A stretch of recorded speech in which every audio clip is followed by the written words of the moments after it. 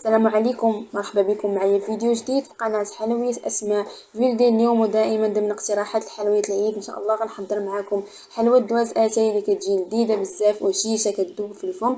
اهم حاجه مقادير اقتصاديه ومتوفره في كل بيت. تبعوا معايا المراحل وطريقه التحضير. نحتاجو في المكونات نص ربعة تاع الزبده، غادي نضيف عليها فانيلا،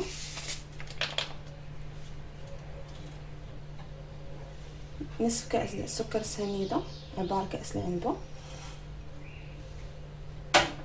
غادي ندمج المكونات مع بعضياتهم مزيان حتى نسجم الزبده مع السنيده.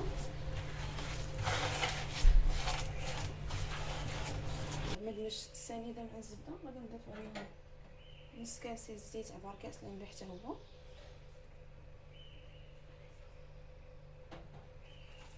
كنخلطوه مزيان بالزبده والسنيده.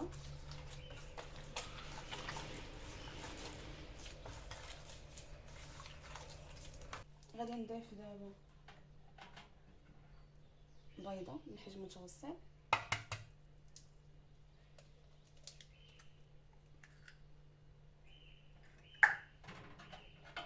غادي نضيف معاها 3 الفرماجات،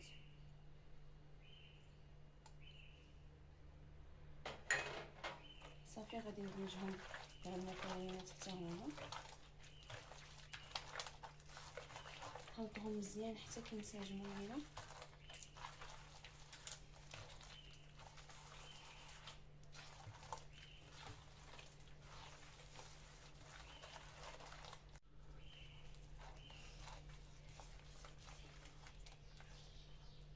غادي نضيف عليهم كاس تاع الزنجلان اللي محمر شويه مصهطه شويه وطحنته.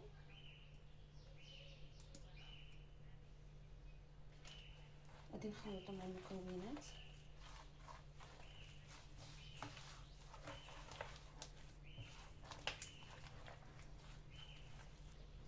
غادي نبدا نضيف الدقيق بالتدريج.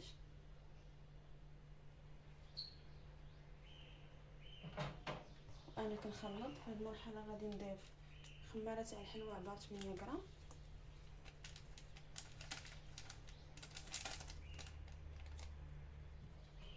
صافي غادي نبقى نضيف الدقيق بالتدريج حتى تجمع لي العجين.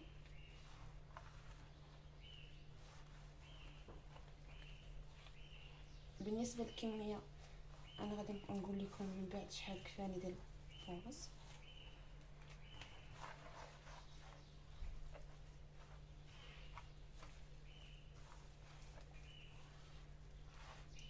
من بعد ما جمعت العجين كيكون القوام تاعها على هذا الشكل. كفاني في الدقيق 400 غرام تاع الدقيق.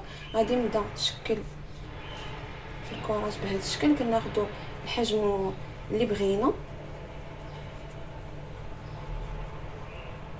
صافي كنشكل الكره بهذا الشكل. بالنسبه للحجم قلت لكم الحجم اللي بغينا. غادي نستمر بنفس الطريقه حتى نكمل الكميه كامله اللي عندي.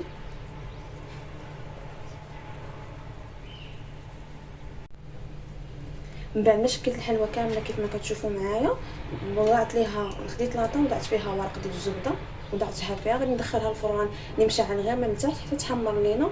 عاد نشعلو على من الفوق ونرجعوا باش نشوفوا طريقه التزيين تاعها.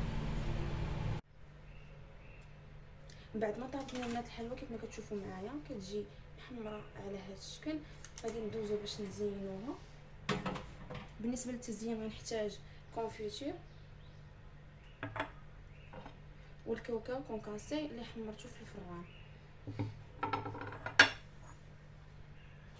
غادي ناخذ الحلوى تاعنا، غادي ندير الوجه تاعها في الكونفيتير بهذا الشكل.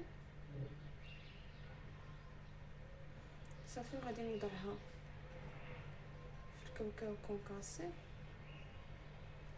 بهذا الشكل كيف ما كتشوفوا معايا. كيكون هذا هو الشكل تاع الحلوى اللي حضرنا اليوم. غادي نكمل بنفس الطريقه كميه كامله اللي عندي ونرجع لكم.